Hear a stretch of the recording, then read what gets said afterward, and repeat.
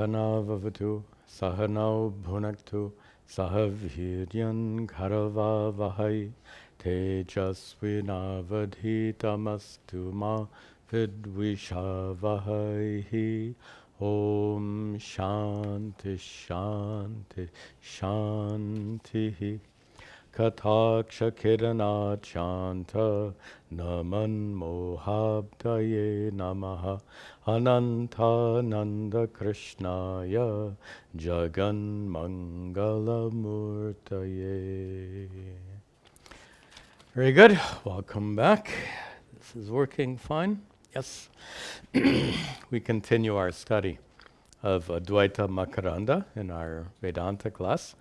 And we come now to a series of verses, starting with verse 11, which are all directed towards disproving any notion we might have that consciousness changes. Consciousness, as we've defined very carefully, consciousness is that by which you know what's happening right now. What's happening right now is conveyed to you in your mind. Whatever is happening in your mind is revealed by consciousness. Here's the point. If your consciousness is subject to change of any kind, then it must be subject to various kinds of suffering. In other words, consciousness can shift from a state of perfect contentment to a state of perfect misery, and back and forth. So it's crucial to disprove any possibility that consciousness undergoes change. These, I think we'll see 3 verses today. Each of them disproves different kinds of change. In fact, the first verse, we'll see in just a moment, disproves the most obvious kinds of change. The most obvious change is that our consciousness undergoes 3 states: the waking state, the dream state, and the deep sleep state. Let me give you the Sanskrit terminology, since we'll be using it consistently. So the waking state is called Jagrat Avastha, as the waking state.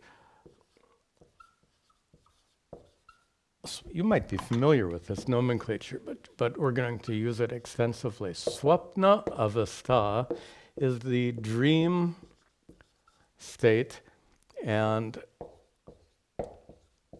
Sushupti Avastha is a state of dreamless sleep, deep sleep. Jagrat, Swapna, and Sushupti, these are the 3 states.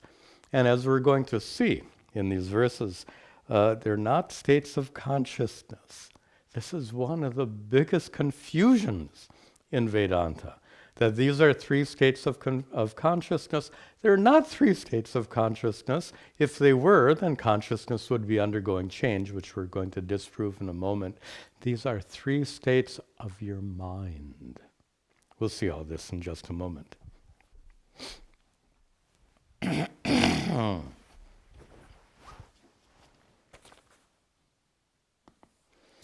Very good. Let's see the first of our verses. Supta suptim na janati, supta suptim na janati, na supte swapna jagarau, na supte swapna jagarau, jagrat swapna sushupti nam, jagrat swapna sushupti nam, Sakshato hamathdrashaha, Sakshato hamathdrashaha. So, here's the general point. If your consciousness is able to undergo change at all, and the most obvious kind of change, as I said before, is changing from waking state, dream state, deep sleep state. If your consciousness is subject to change, you are inevitably subject to suffering. So we want to dismiss any possibility of change. And here the question is, there are three states, but are these three states of consciousness, or are they three states of mind that are related to by the ahankara ego? We introduced that concept before, the I thought, the sense of individuality. So he begins with this very important observation. Suptaha suptim na janati. Suptaha, the sleeper. Suptim na janati. Na janati, the sleeper. Na janati, does not know. Suptim, sleep. And before we can get into this, we've discussed a number of times the fact that consciousness remains in deep sleep. But since it's crucial to this discussion, let's reflect very briefly on what we've already discussed, and that is, in deep sleep, dreamless sleep, you are as conscious as you are right now. Right now, your consciousness reveals what's happening in your mind while you're awake. While you're dreaming, your consciousness reveals what's happening in your mind while you're dreaming. And in deep sleep, your mind becomes very quiet, becomes perfectly still, and your consciousness reveals the stillness of your mind in deep sleep. Point is, you remain completely conscious in deep sleep. You are conscious, but there's nothing to be conscious of. The example I've given many times is if you're standing in a perfectly dark room, you see. You still have the power of sight in that dark room. You haven't gone blind. You see, but there's nothing to be seen. So just as in a dark room, you have the power of sight, you see, but there's nothing to be seen. In the same way, in deep sleep, you remain conscious, but there's nothing to be conscious of because your mind has become completely silent. Now, right now, you're aware that you are awake. The one who is that sense of being aware that you are awake right now, let's call that one the waker. We're referring to your ego, your sense of identity. Right now, you feel like you're an awake person. I haven't put you to sleep yet. Tonight, you will be dreaming, and it's very interesting. While you're dreaming, you are aware of your dream experiences. There is an ego in the dream. Right now, there's an ego present in a waking state. You are aware of whatever's happening right now. You are the waker, aware of what's happening right now in a waking state. While you're dreaming, you are the dreamer, aware of what's happening in the dream state. And what's fascinating is that the dreamer, the dream ego, is not the same as the waking ego. Have you ever kind of like dreamt you were a different kind of person in a dream? Maybe or maybe not. A good example is, there are many examples of people who have lost a limb. Like in war, if a soldier loses a limb, years later, when they dream of walking and running. So in the dream, their dream ego is having two working legs. The point I'm making is that the waking ego and dream ego are different. Your ego, your sense of individuality is different in the waking state and in the dream state. Then what about in deep sleep? Right now, your waking ego knows what's happening right now. In a dream, your dream ego knows what you're dreaming about. And in deep sleep, do you have the sense in deep sleep, oh, I'm really deeply asleep? how quiet it is. You don't have those kinds of thoughts or feelings whatsoever because your ego is gone in a deep sleep state. We said in a prior class, ego is a mental event, a mental activity. It's an organizing principle of our minds. And that organizing principle is present when we're awake, when we're dreaming. But at certain times, that organizing principle called ego, ahankara, goes away. For example, in deep meditation, samadhi, it goes away. Certainly in deep sleep, it goes away. And that's what he says in the first line. Suptaha, the dream ego, suptim na janati, doesn't know sleep because it's absent. The sleep ego is absent in deep sleep, and on the other hand, na asupte swapna jagarao. Asupte, this is tricky language. Asupte, when you're not asleep, na swapna jagarao. Na asupte can also refer to consciousness. Not that which doesn't sleep is consciousness.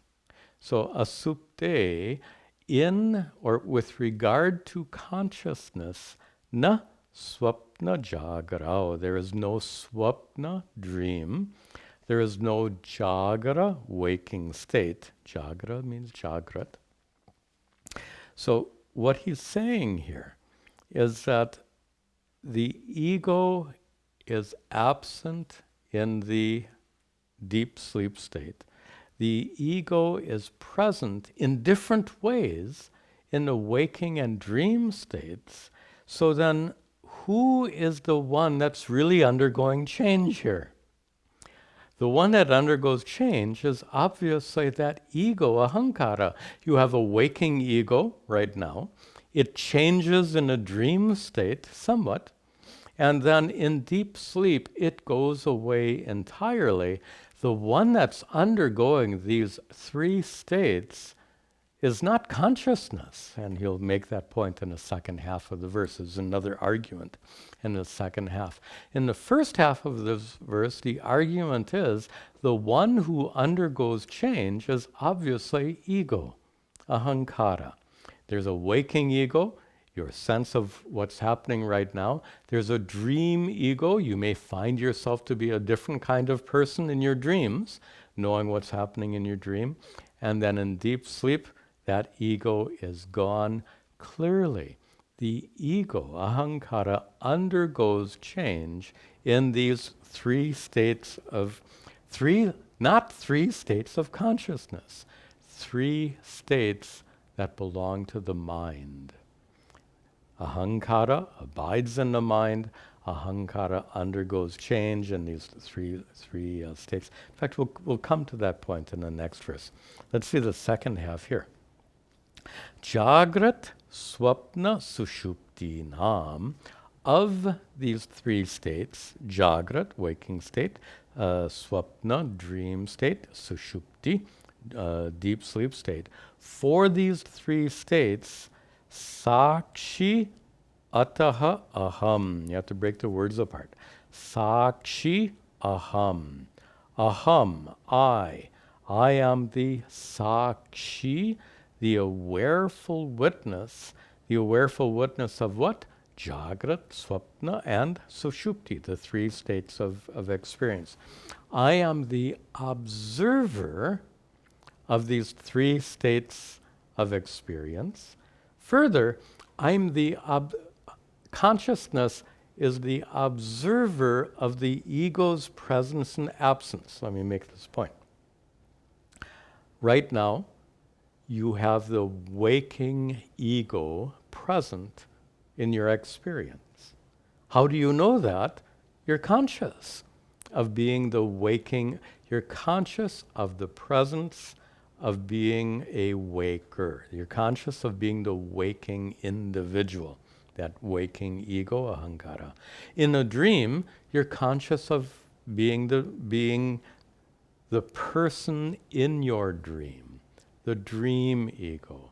And then in deep sleep, when you wake up, you recall that that ego was absent in deep sleep, which means when you wake up, you know that you were not, when you wake up, let's be very clear about this. When you wake up, you're very clear about the fact that during deep sleep, you knew nothing. You knew nothing because that ego, the sleep ego, was gone. Again, if the sleep ego was present, you'd have the experience, oh, I'm deeply asleep. You don't have that experience. When you wake up, you have no memory of the presence of that sleep ego, and from this you know the absence of the sleep ego during deep sleep. Here's the point. You are conscious of the waking ego, you're conscious of the dream ego while you're dreaming, and you're conscious of the absence of the sleep ego. Sakshi aham, aham, I am the sakshi, the awareful witness who knows the transformation the ego undergoes. Ego undergoes a change from waking ego to dream ego to no ego in deep sleep. The ego undergoes these changes, and your consciousness is the unchanging light of awareness that reveals all of this stuff going on in your mind. The waking state comes and goes in your mind. It's revealed by unchanging consciousness. Dream state comes and goes in your mind. It's revealed by unchanging consciousness. And deep sleep comes and goes in your mind, revealed by unchanging consciousness. Clearly, there are 3 states of mind, not 3 states of consciousness. Just to wrap up that thought, so often it's incorrectly said there are these 3 states of consciousness, and that leads to the question, well, what about the 4th? What is the 4th state of consciousness? Well, wait a minute. If the 3 aren't states of consciousness, then the so-called 4th is not a state of consciousness either. That term, the 4th, comes in the Mandukya Upanishad. Many of you have studied it. We've taught it here before. In the Mandukya Upanishad, consciousness is indeed called the 4th. It's not called the 4th state. It's called the 4th with regard to the waking, dream, and sleep conditions or states. But consciousness, the waking, dream, and sleep states are states of the mind. Consciousness is a 4th, independent of these 3. Consciousness is not a state of mind. Consciousness is not a 4th state or condition. There are, simply put, what our topic, as I introduced, is to show that consciousness is unchanging. If consciousness is unchanging, how can you talk of 3 states or 4 states? It's meaningless. Sadly, Vedanta is often incorrectly taught as consciousness undergoing its various states. Anyway, we won't make that confusion. 3 states of mind revealed by one unchanging consciousness. This topic continues. Vijnana virate suptis, Vijnana virate suptis, Tajanma swapna jagarau, Tajanma swapna jagarau, Tat sakshina katam me syur, Tat sakshina katam me syur, Nitya jnanasya te trayaha, Nitya jnanasya te trayaha.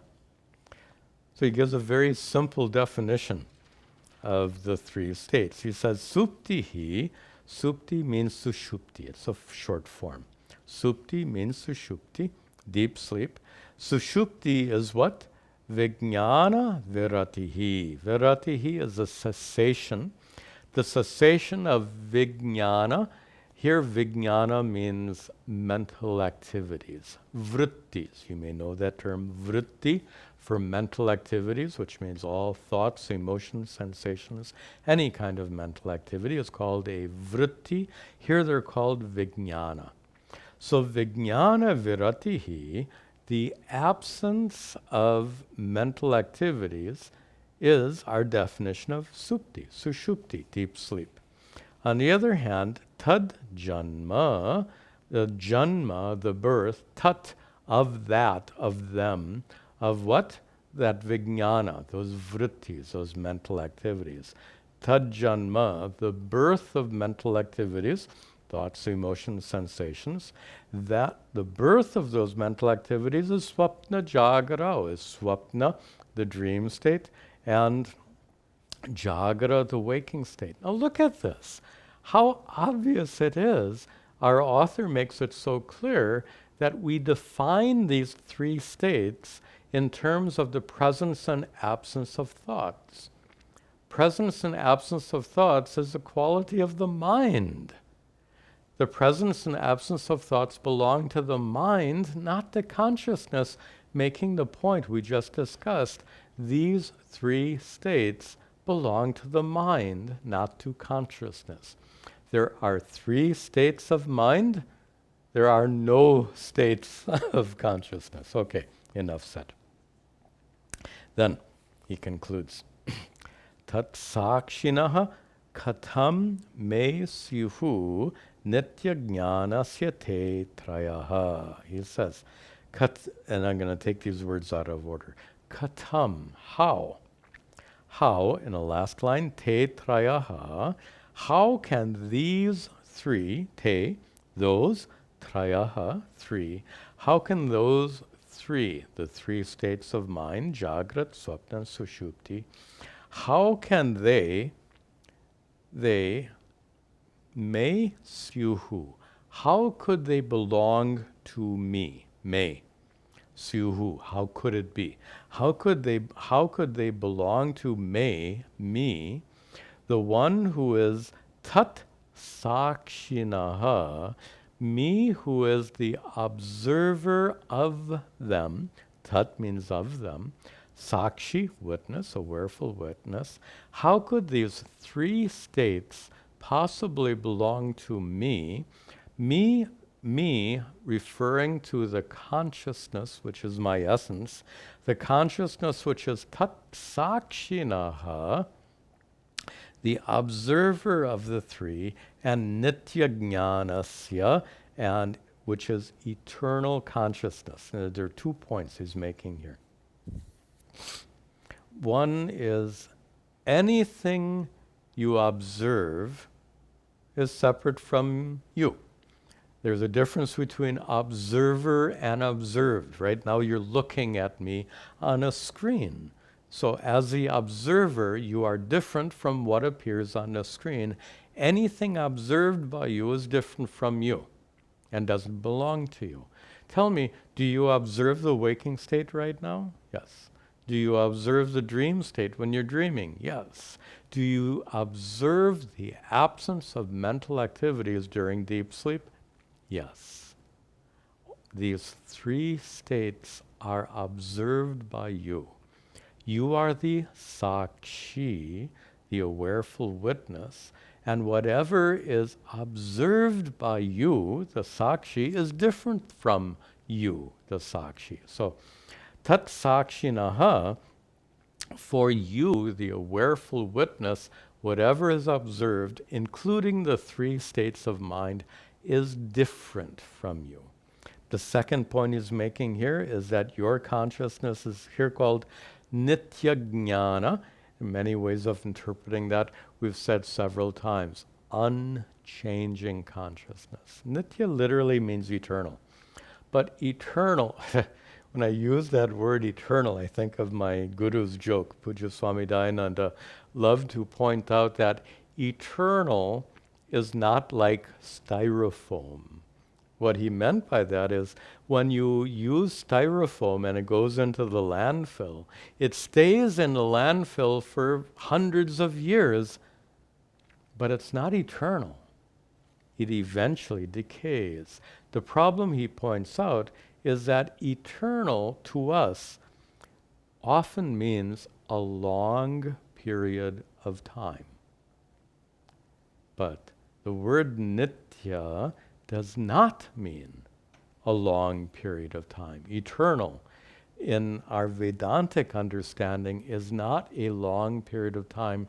Eternal means timeless. That which doesn't exist in time, that which isn't affected by time, that which doesn't undergo change. Consciousness doesn't exist in time. Consciousness doesn't undergo change. That's what this term means, nididhyasana.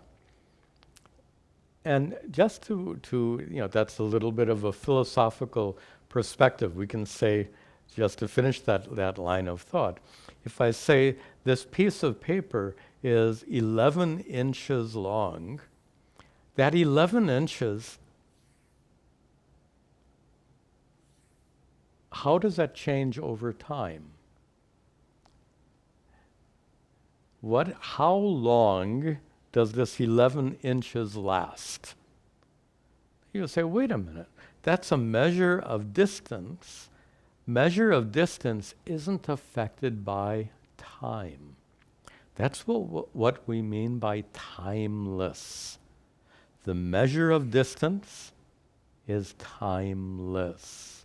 It's not affected by time. In the same way, consciousness is nitya, not a long time eternal, but timeless, not affected by time. That's the philosophical perspective. Just to conclude this verse, let's give a very experiential perspective. In fact, we did part of this before. The consciousness that reveals your mind's activities right now, how is this consciousness different from the consciousness that revealed your mind's activities yesterday? Say no change. Same consciousness yesterday, same consciousness today. How about the consciousness 1 year ago? Same. 10 years ago?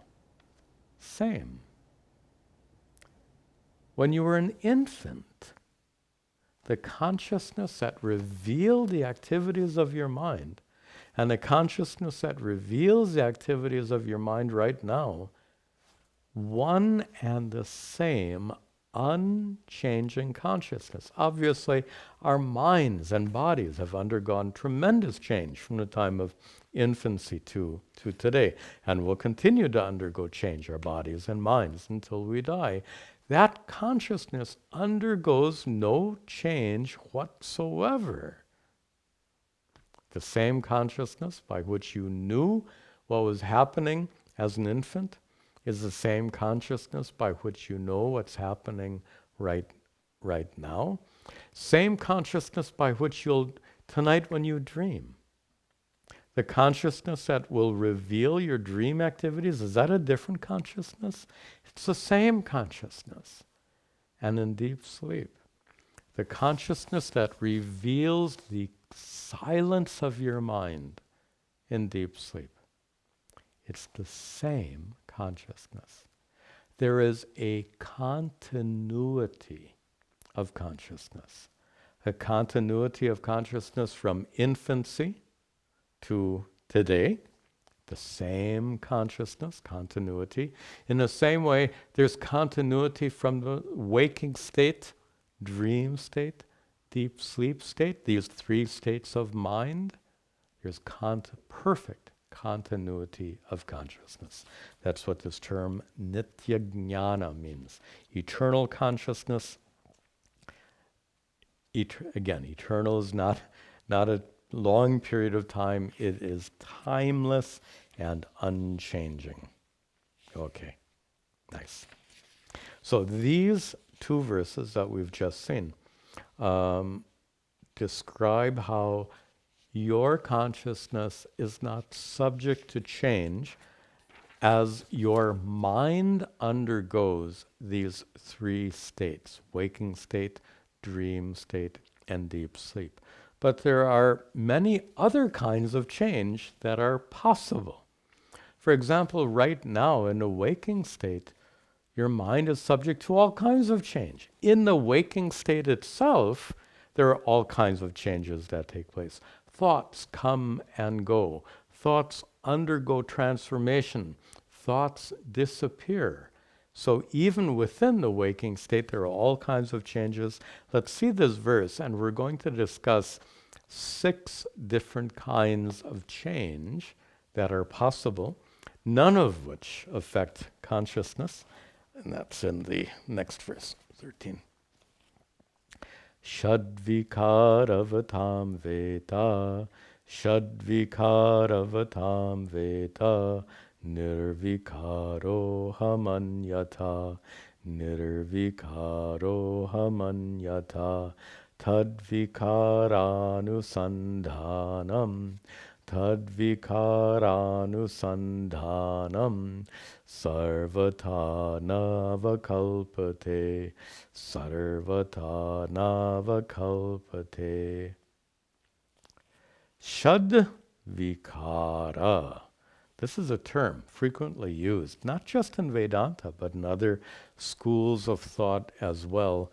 Shad, 6, vikara, 6 kinds of change. Let me put them on the board.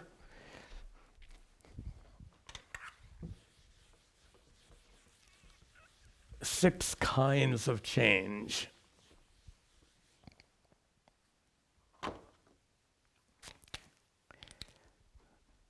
Shadvikara. Vikara literally means transformation. If you can think about an object undergoing 6 different kinds of transformation. The first of the 6 is an object is born. It comes into existence. So a transition from non-existence to existence is the first of these 6 kinds of change, Shadvikara. The second, asti, exists. The continuity of an object's existence is a state. So coming into existence is one kind of change, remaining in the same form. I know it sounds a little bit contradictory, but this is in classical Indian logic, this condition of continued existence is considered the second of the Shadvikara, the 6 kinds of changes. Jayati, asti, then vardhate, grows, just as an infant's body will grow. That's not just an infant's body. My stomach seems to grow, so that happens to many of us. So vardhate, growth, is the third kind of change. Fourth,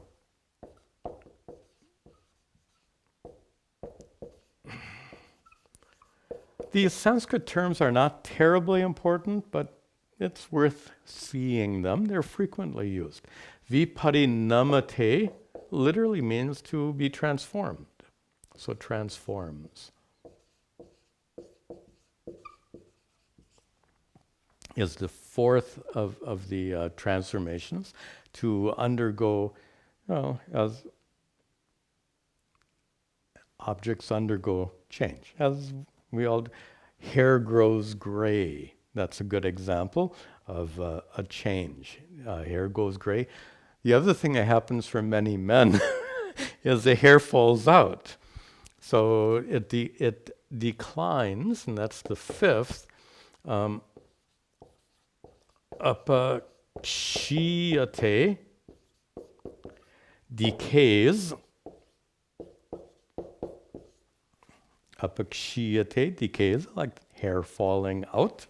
And the sixth and last of the Shadvikara is Nashyati, and that is gets destroyed. To some extent, these are arbitrary, but they're convenient and they're also consistently used. Whenever we talk about states that an object can go through, transformations an object can go through, we always use, always means in Vedantic terminology, we always use these six Sanskrit words and these six concepts to indicate the Shadvikara, six kinds of change. So now the question is, do these six kinds of change affect Atma? In fact, just to see that very, very briefly, does Atma get born? I don't think so. Does Atma grow? It's already all pervasive. How can it grow? Can Atma undergo transformation? That's what this whole topic is about. Can Atma decay? That doesn't make any sense.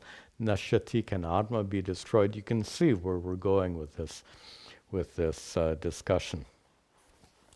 So he's now going to give some logic that shows why none of these six kinds of change or transformation can possibly affect Atma. So here's his argument. He says in the second line, Nirvikaraha aham.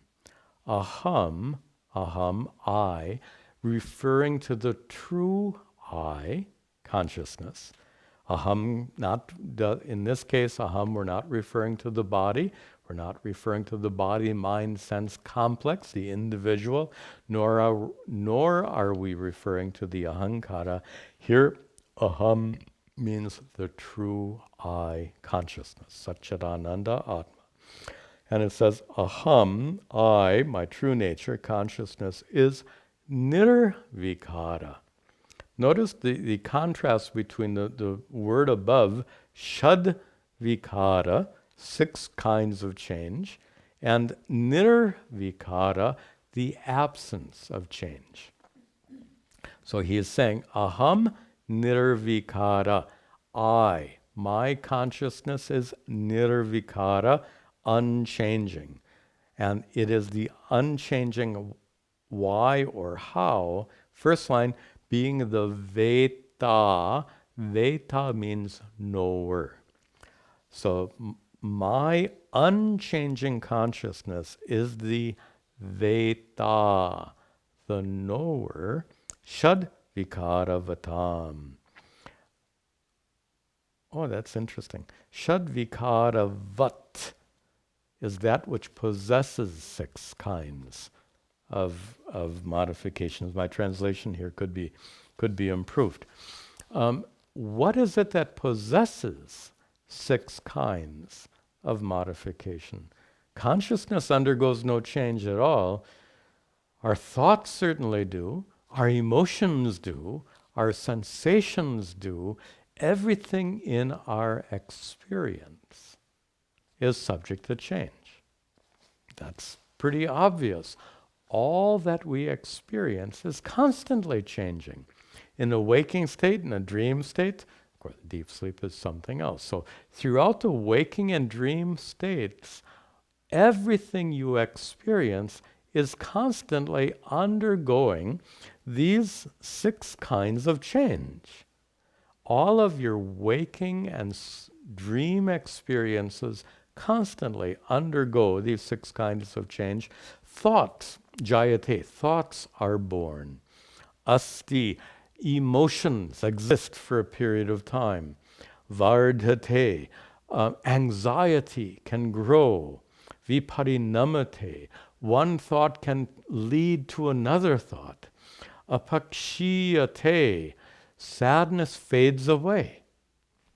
Nashyati, all mental activities go away in deep sleep.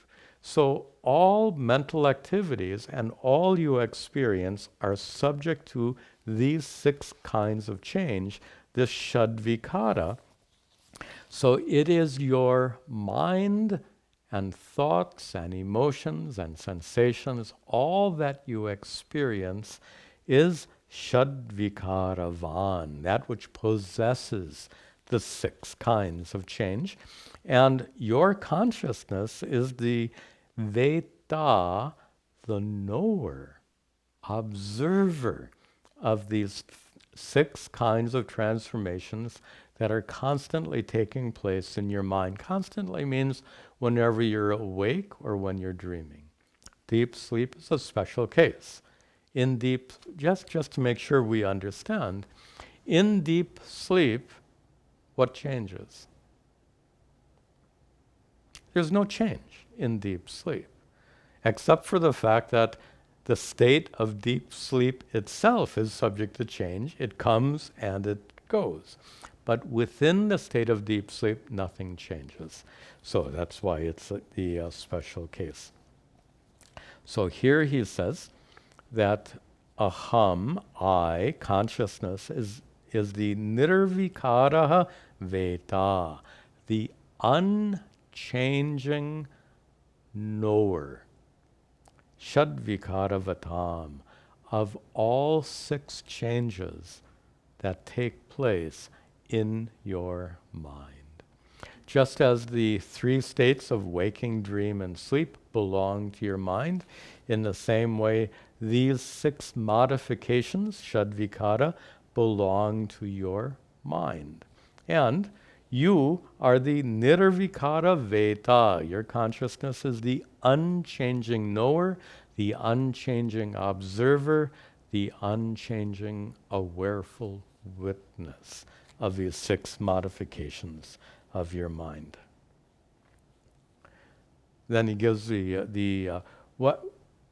how could it be otherwise? He says, anyata, end of the second line. Anyata, otherwise means if your consciousness was not the unchanging observer, anyata, if it were otherwise, then tadvikara anusandhanam, the recognition.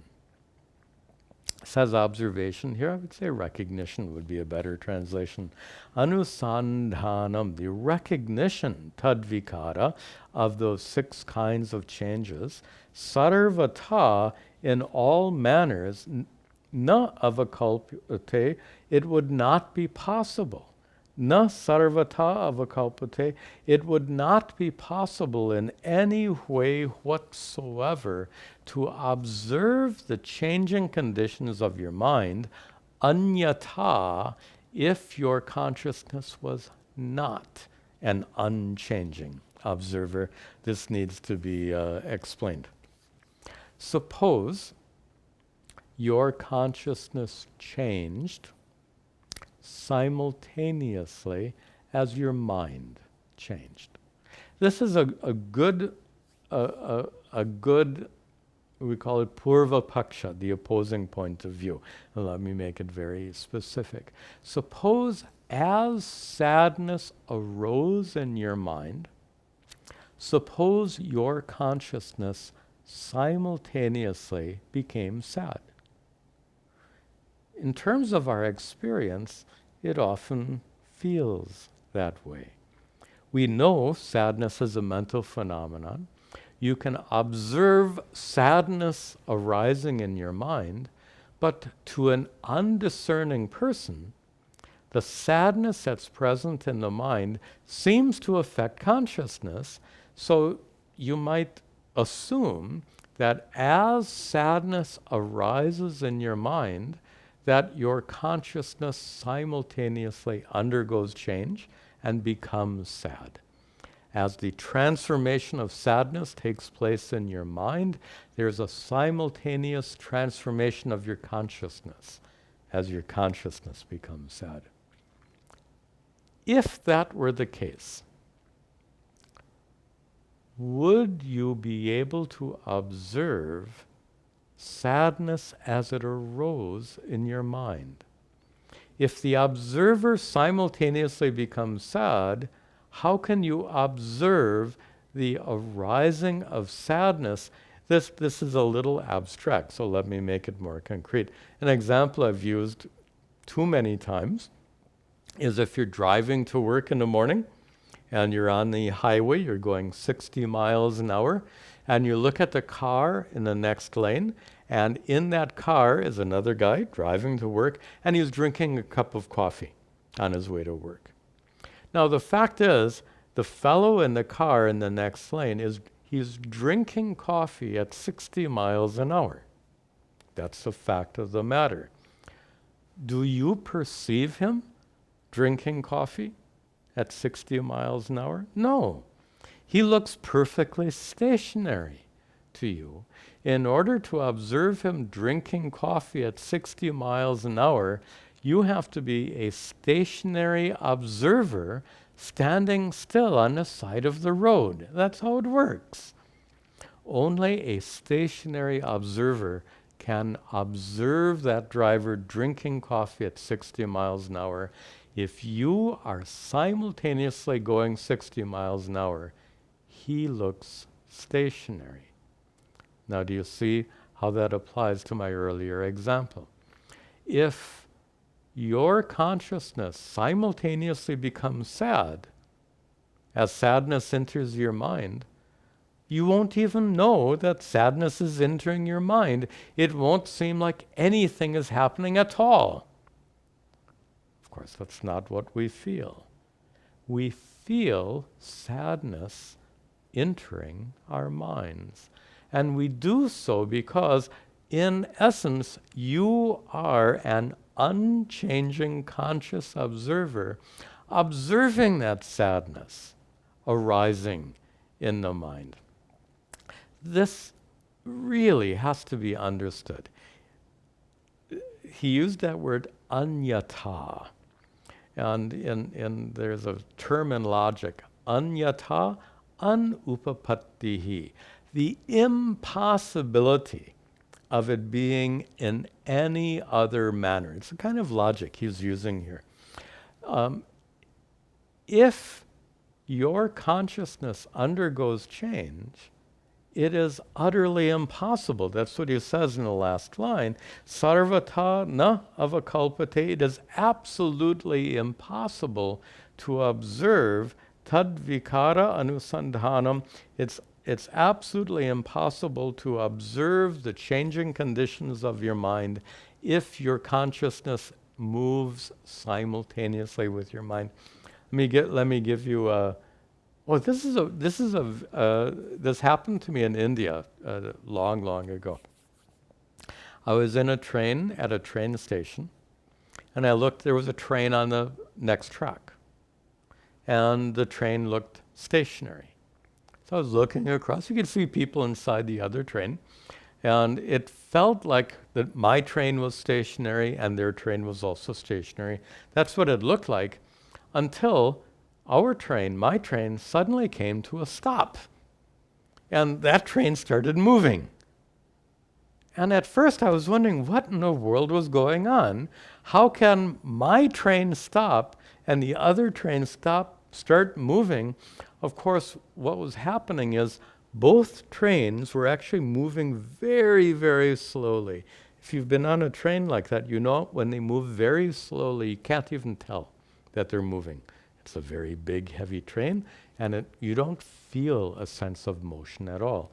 What was happening is both trains were moving at the same speed, very, very slowly. My train suddenly came to a stop, and the other train then looked like it started. Of course, both trains were rolling all the time. This experience was very unsettling to me. It was very unsettling because you form a conclusion about your immediate reality. And my immediate reality was both trains were still. And then suddenly, my train jerked to a stop. That train started moving, and my concept of reality was completely disproved. It was a jarring recognition, but it was a recognition of a truth. Now I'm leading up to something here. It's a jarring recognition, a startling recognition, when you recognize that the way you've been seeing reality is wrong.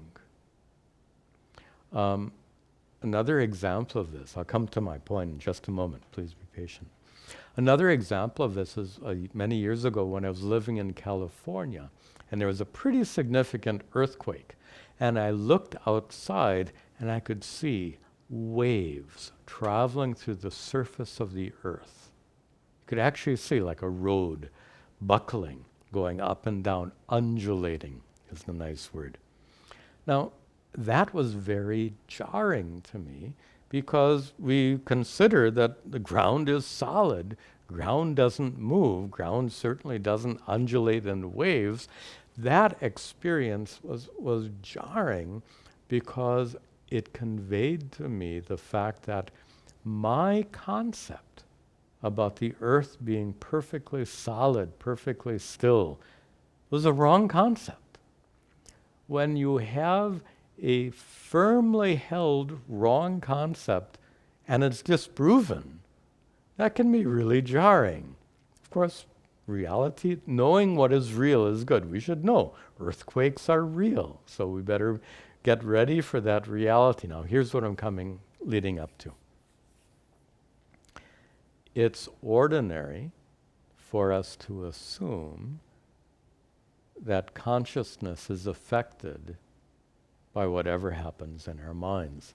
We use this metaphor all the time, that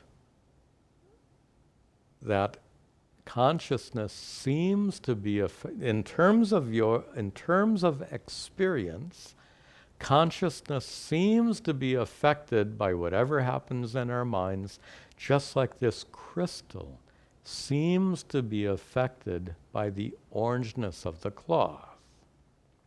Now, this is our typical problem that we have to deal with in Vedanta. I don't need the crystal example, actually, to make this point. Here's the point. From childhood onwards, most people have had the firm conclusion that whatever happens in the mind affects you in a fundamental way. Sadness in your mind affects you in a fundamental way. That means affects consciousness. So, and in terms of experience, it seems so.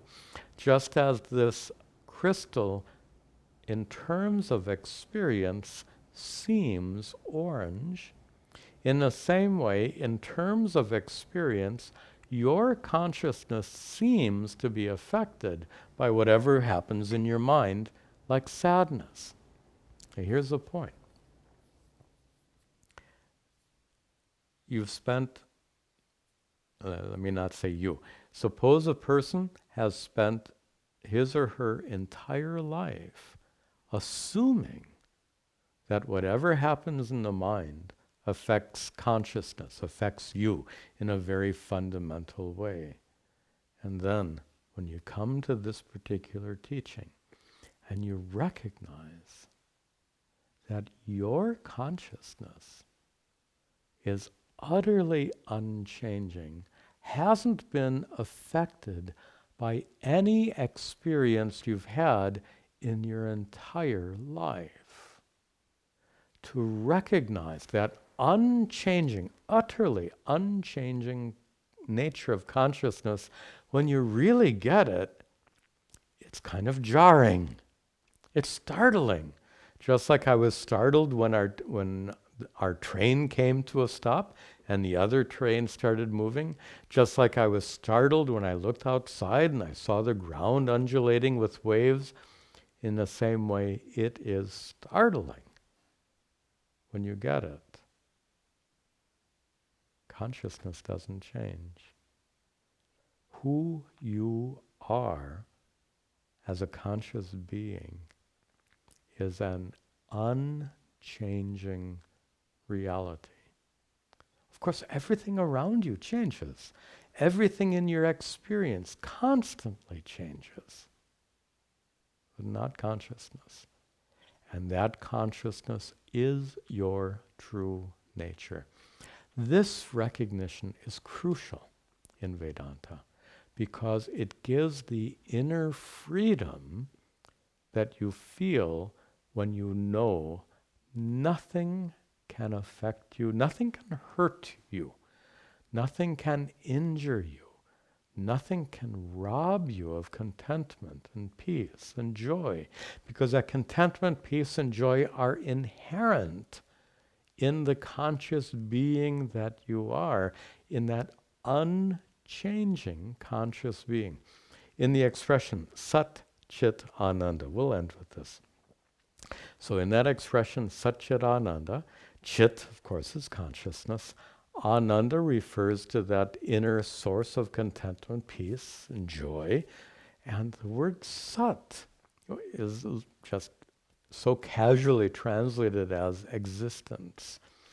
But on examination, that word Sat reveals the fact that Chit, consciousness, is unchanging. That which is real, that which is absolutely existent, is that which is unchanging. So the word Sat tells you, in that expression, Satchidananda, the word Sat tells you that your consciousness, Chit, is Sat, unchanging. And when you get that your consciousness is unchanging, then when your mind goes through its ups and downs, as it does, my mind has its ups and downs, every mind has its ups and downs, as we say. So what? Let the mind go up and down, sideways, wherever it wants to go. How does it affect you in your true nature? How does it affect consciousness?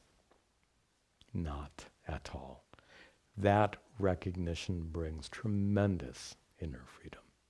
Okay, we'll conclude here.